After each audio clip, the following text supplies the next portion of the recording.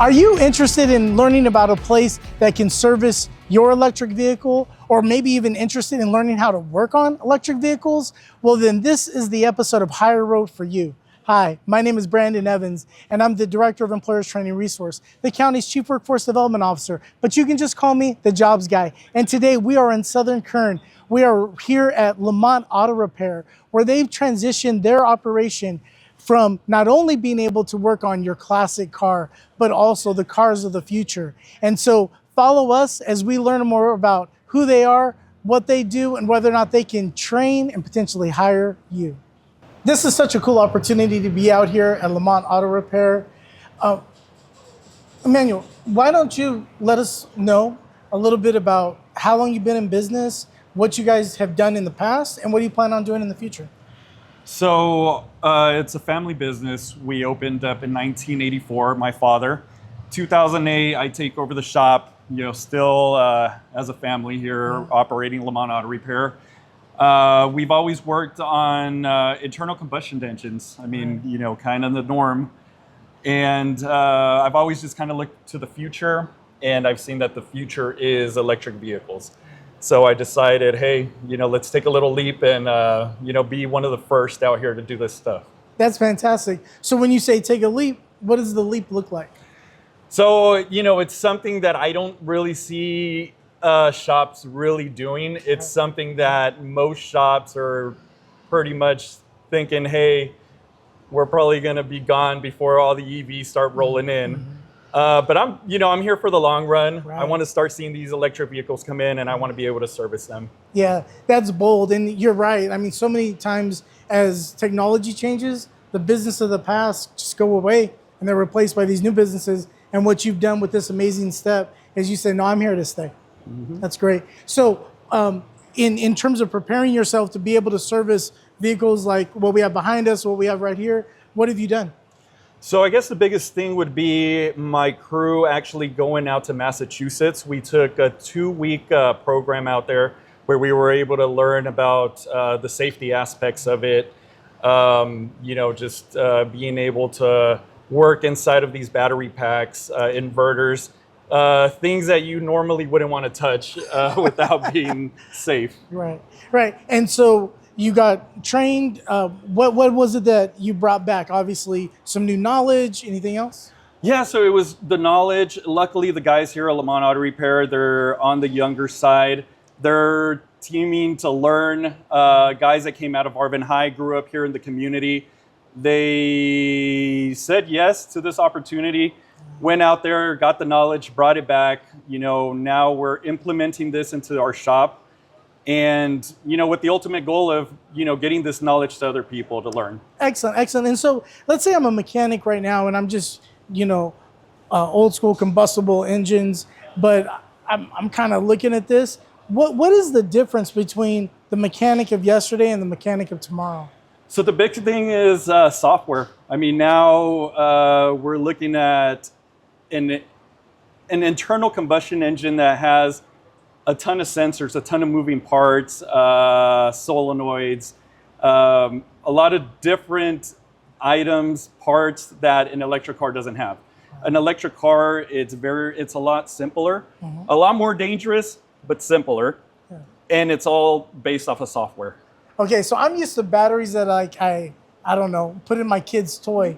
When we're talking these batteries, give me an idea of the voltage, the power of these things. Yeah, there's batteries out there that have 800 volts that can really leave you 6 feet under. All right. Well, we'll take that. So obviously you have customers. How are you getting customers so far? So as of right now, thanks to California Jobs First, that was able to help us get in this position with a grant. We were able to, get the knowledge, bring it back. We have the equipment now, and we're putting it out there on social media. We're letting people know that we're here, we exist. That's awesome. So speaking of equipment, why don't we take a little walk over, and why don't you show us some of the equipment? Sure. So as far as tools go, things are a little different than working on regular internal combustion engines. For instance, if you want to get your screwdriver, you need to make sure you have an insulated screwdriver. That goes the same with pliers. All of these are capable of saving you if Keep you from being 6 feet under. Right? That's exactly right. Yeah. So these are definitely tools that you need to have and use if you're going to be working on these high voltage systems. PPE, gloves, goggles, but particularly, things that won't let that high voltage travel to your body. Right. So even if they look like traditional tools, it's that insulated feature to them that makes the difference. To the untrained eye, it might just look like a regular screwdriver, but it's definitely different. All right. Yeah. And what do we have up here? All right. Looks like a bread maker. Yeah. Yeah. So this right here, it's a leakage tester. So battery packs will have cells within them that will over time leak. So you might have a weak battery. This tester allows us to hook up and see if any of these cells are dying out within that battery pack. And speaking of cells, so my understanding is within the battery of a vehicle, there are individual cells that the battery pack is made up of, and you can repair them or replace them, or yeah. So they work on parallel. There's different packs and modules within the big battery, and we are actually able to dismantle, this battery pack, pull out bad cells, get them replaced, and bring that battery back to life. It definitely helps from having to go to a dealership and paying for a complete battery pack and having to spend $16,000 to $20,000 on one, when we can take it apart, open it up, fix what's wrong inside, and you're gonna pay a fraction of that. That's fantastic. And it looks like we have a large. Yeah, so this is our scan tool. This scan tool here allows us to hook up to the vehicle. It allows us to pull data, parameters, and get an idea of issues that might be going on inside the vehicle. And one of the things that we can also do for a customer that possibly doesn't have an issue, we can actually hook up and just get a state of charge from their battery. We can figure out how strong that battery is, how weak it is, just so they have an idea, potentially if they're going to have a problem soon. So these connectors here are designed for every different individual vehicle. Of course, there's different makes and models of electric vehicles. So this kit in particular allows us, through this box that talks to the computer on each particular vehicle, each connector connects to each brand and lets us pull data through our laptop. So you were highlighting earlier the importance of safety and how so much of this operation centers around safety. So let's talk gloves. So when you do this type of work, you can't just get your regular mechanics gloves out to start poking around. You actually need these Class 0 gloves that can handle these high voltages. It's very important to make sure that this is what you're using whenever touching these high voltage batteries. So the seats come out, and then that allows you to have access to do what? So that's where the battery pack lives. This vehicle came in, it's got an issue with its charging port. What we're doing here is a factory reset.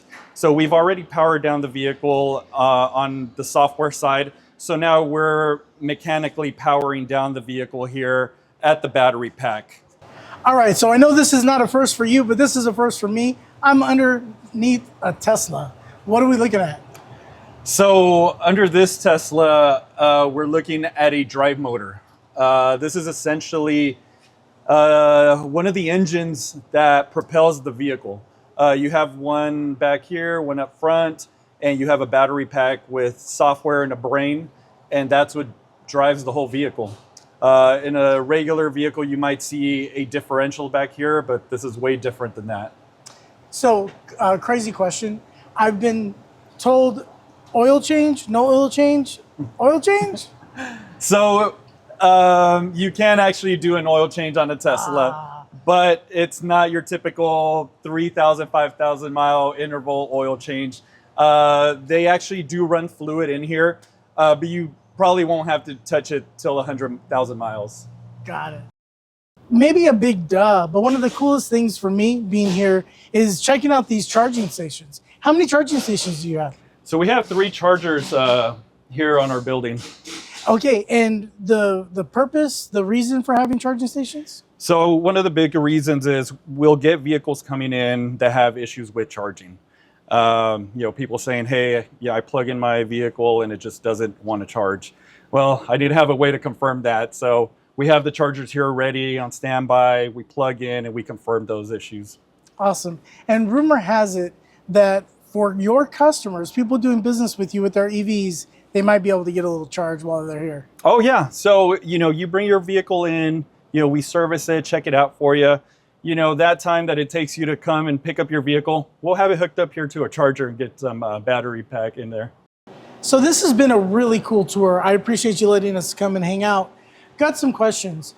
So in terms of the future, are you gonna be trying to train other people, do internships? What might you have planned? That's the ultimate goal. We want to get people in here. We want to get a younger crowd. We want to get students coming right out of high school and kind of help them